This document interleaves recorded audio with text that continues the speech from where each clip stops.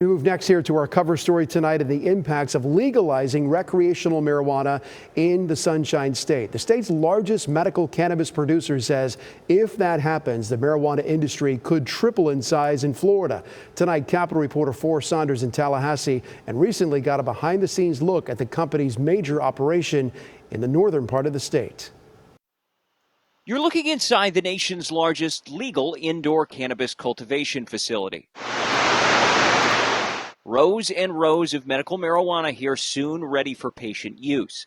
A $2 billion Florida industry that Trulieve thinks could become $6 billion with adult legalization. That's the math. Look, we have 21 million residents here in the state of Florida, growing all the time, of course. Folks found us post-COVID, and then 138 million, unique tourist visits a year. Kim Rivers is the CEO of the company, which is spending millions on a ballot initiative to legalize weed in Florida for those 21 and older. She's hopeful, if not optimistic, it'll happen. Getting a ballot initiative process across the finish line and implemented in any state is not an easy task. That being said, we're certainly encouraged by where we are today. An obvious boon for the company. Kim says it'll mean more jobs and an expansion of operations.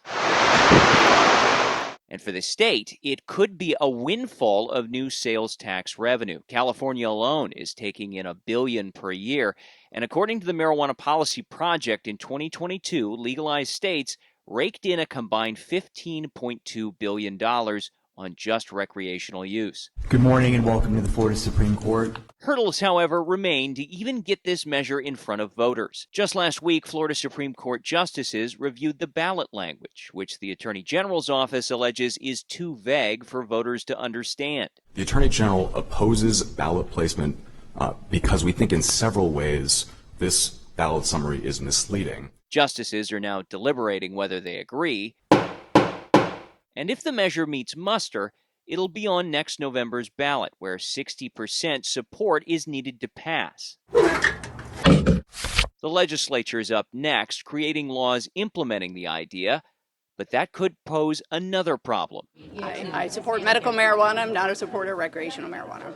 There are many in the GOP majority against recreational weed, including Florida's governor, who said if president, he would not decriminalize it. This stuff is very powerful now that they're putting on the street. And when these kids do it, it's really bad for the youth. Especially if Governor Ron DeSantis returns to Tallahassee, supporters now worry Republicans would create strict rules to undermine legalization, citing Florida's felon voter laws as an example.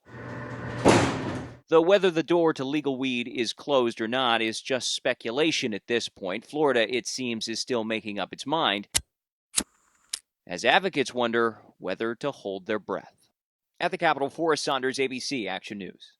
As we go deeper on this topic here tonight, Colorado legalized marijuana a decade ago, and the University of Colorado just published this study. Let's put the results here up on the board. Here's what they found. Here are the highlights. It found that while using marijuana did go up 24% in that state, there was no evidence of any kind of behavioral problems, but there are some health risks associated with increased marijuana use. Researchers found heavy cannabis use among teenagers may cause sleep problems later in life. They also found that the stereotype of weed smokers being couch potatoes wasn't really true. They found cannabis users have a lower body mass index, better waist to hip ratio, and are more likely to meet exercise recommendations, and that 80% of people who were surveyed mixed marijuana with working out, with 78% of those who responded saying that it boosts recovery. Well, marijuana, the chemistry of it is tricky because it contains so many compounds. There's, of course, THC, which is part of the drug or the marijuana that causes that high feeling, and then there's CBD, which is not impairing. CBD is legal as long as it has 0.3% or less THC in it.